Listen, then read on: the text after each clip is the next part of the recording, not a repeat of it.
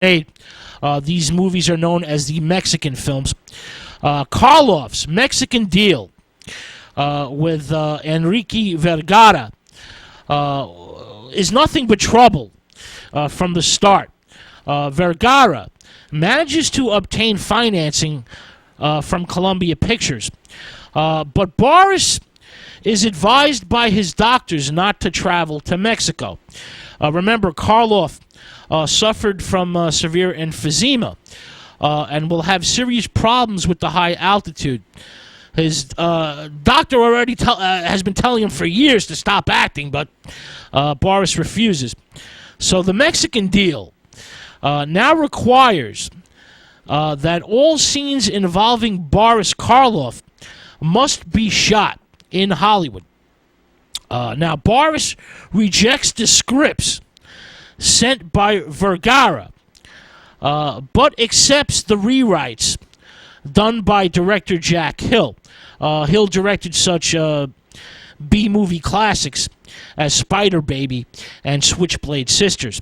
Hill is a friend of Karloff and a fellow client of Karloff's lawyer, so he gets the job to do the rewrites. Now, Mexican actors are now shipped to Hollywood. Hill tries to shoot this awful material, but union problems, disagreements about casting, logistical and contractual problems soon arise. It's a mess. The 3-week shooting schedule stretches to 6 weeks, and there's lots of extra costs involved when the footage returns to Mexico. Karloff is shooting these 4 films back to back. He is physically incapacitated by lung trouble. He needs an oxygen mask from time to time. Basically, the actor knows he's dying. He's sensing that this may be his last chance to interact with his many fans. And he allows his fans to visit him on the set of this L.A. soundstage. Fans come with cameras. They come with tape recorders. They come with autograph books. And Boris enjoys interacting with his fans very much. He always appreciated them. He realized that, he's nothing without his fans. More problems arise when the producer, Vergara, dies. And the footage vanishes. And nobody seems to know where it is. Now, in 1971, 3 years after Karloff's death, the films magically appear in Mexican theaters. These versions, shown in Mexican cinemas, according to Jack Hill, bear little resemblance to the original script rewrites and the footage that he shot. Apparently, extra footage was added in 1970 with a stand-in for Karloff, an actor called Jerry Petty. Now, all 4 films received limited release in the United States in 1971 through 1973, with co-script and co-direction credits, Juan Ibanez and Jack Hill. Now, Ibanez was an experimental theater producer and director. All right, let's get to these 4 last Boris Karloff movies. All 4 movies were distributed by Filmica Vergara Mexicana. All right, let's get to The Snake People, 1968. Now, on the island of Calabai, Karloff is Count Carl van Mulder, a mad scientist who presides over the cannibalistic voodoo rites of the local natives. He disguises himself as a satanic priest. Now, a Captain Lebiche, played by Raphael Bertrand, tries to stop the activities of the mad scientist Karloff. The captain gets bitten by a giant cobra and slowly evolves into one of the snake people. Then the island's volcano explodes, and the satanic cave chamber and its snake people inhabitants or cult are demolished and destroyed. Now, the Hollywood scenes with Karloff in the snake people were shot by cinematographer Austin McKinney and is handled in a routine manner. The Mexican scenes were shot by Ibanez. These scenes dwell lovingly on the extravagantly exotic satanic revelries and show Ibanez's avant-garde theatrical influences. All right, let's move on to the next one. The House of Evil, 1968. Now, Karloff's appearances in this movie are brief. They set up the story in the beginning of the movie, and then Karloff returns at the end of the film to provide the climax. The rest of the movie meanders along with the Mexican cast, who are residing in an old castle, awaiting their inheritance. They end up being killed off by life-size toy automatons. The film strings together a number of tried and true cliches and is excessively talky.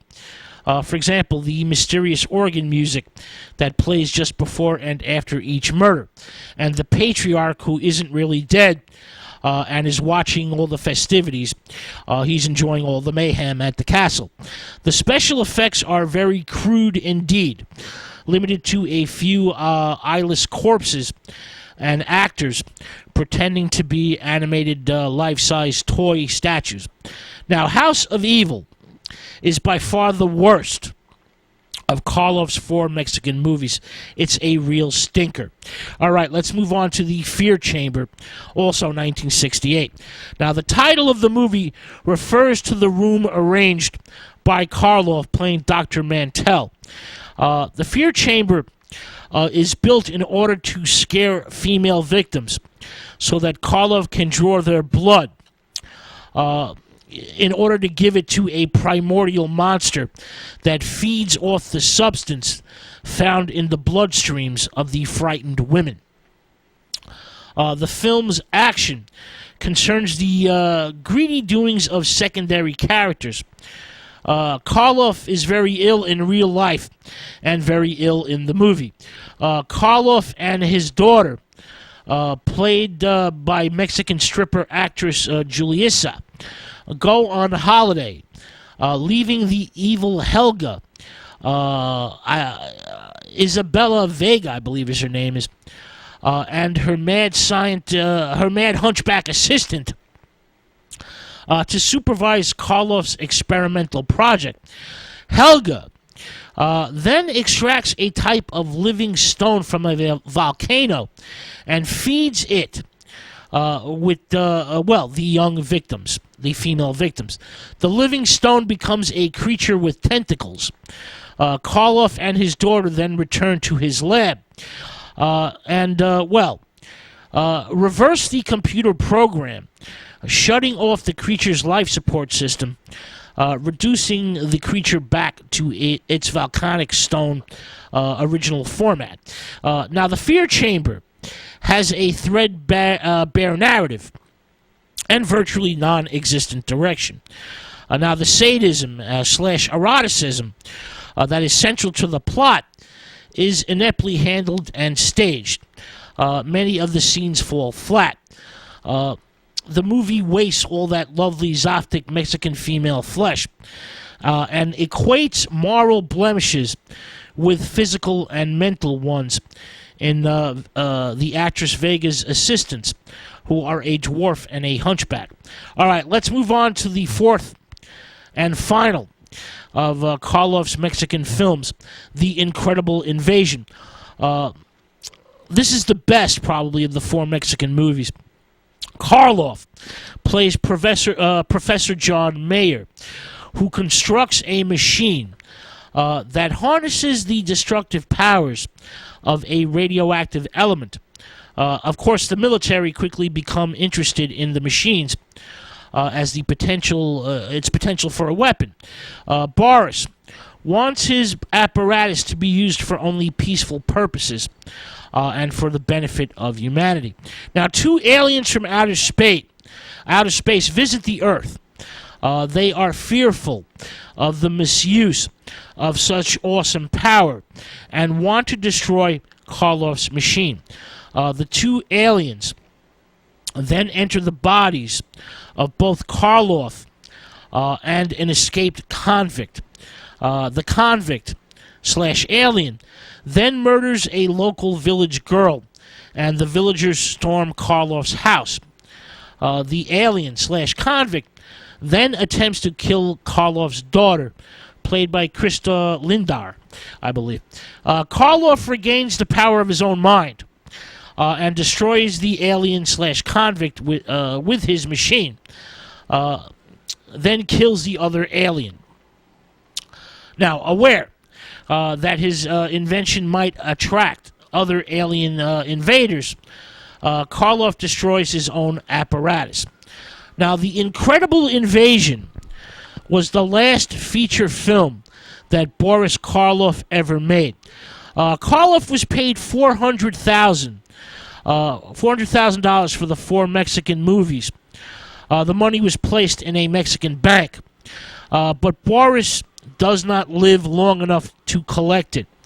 As I mentioned, the aging actor refuses to take his doctor's advice and stop acting.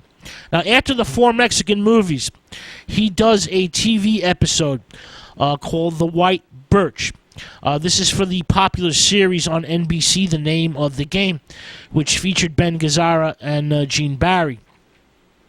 Karloff then returns to England, but catches a severe chill on the plane and goes to the hospital with a respiratory ailment almost immediately upon arrival back in England. Boris then lingers in the hospital for a month and passes away from this respiratory ailment on February 2nd, 1969. This was in Midhurst, Sussex, England. Karloff was 81 years old. The actor, the character actor, the ultimate character actor star, Boris Karloff, left behind an unrivaled legacy in both horror and science fiction film. No current actor, no current thespian in today's brain-dead, overblown cinema can touch Boris Karloff. They're not fit to lick his boots. They just don't make them like Karloff anymore. Most of today's movie stars, most of today's actors, with the possible exception